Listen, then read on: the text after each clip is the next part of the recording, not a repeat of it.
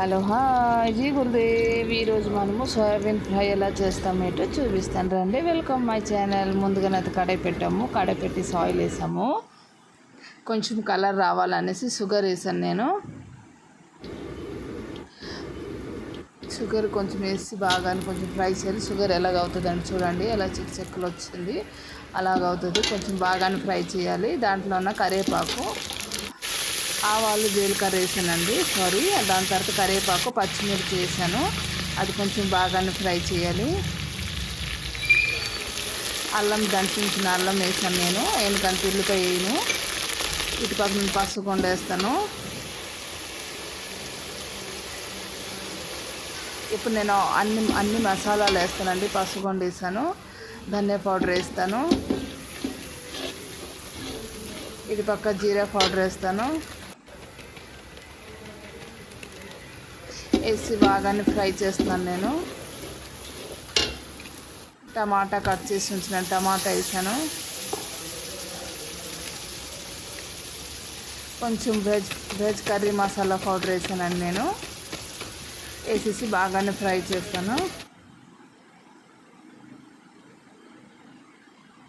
పచ్చి వాసన వెళ్ళే వరకు బాగానే ఫ్రై చేయాలండి.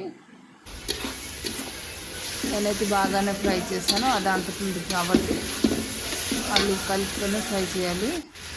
కొంచెం మసాలా సాల్ట్ కాబట్టి ధనియాల పౌడర్ వేసాను, సాల్ట్ వేసాను నేను. మళ్ళీ సాల్ట్ వేసి మళ్ళీ బాగానే ఫ్రై చేయాలి.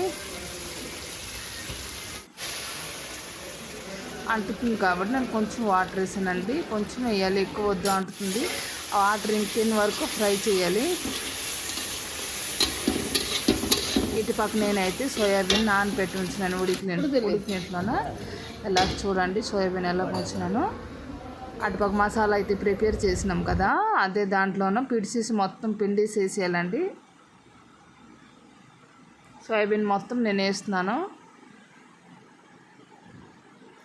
ఎవరైనా ఫస్ట్ టైం నా ఛానల్కి వస్తే సబ్స్క్రైబ్, లైక్ చేయండి ప్లీజ్ అండి. ఒక సబ్స్క్రైబ్ చేయండి, లైక్ చేయండి. సోయాబీన్ కర్రీ ఎలాగ ఉన్నది ఇటు చూసుకొని కమెంట్ చేయండి. మీరు కూడా ట్రై చేయండి. నేనైతే ట్రై చేశాను, చాలా బాగుందండి. ఇప్పుడైతే మొత్తం సోయాబీన్ మొత్తం వేస్తాను, బాగానే ఫ్రై చేస్తాను. ఎందుకంటే ఫ్రై కాబట్టి అంటుతుంది, ఫ్రై చేస్తూనే ఉండాలి.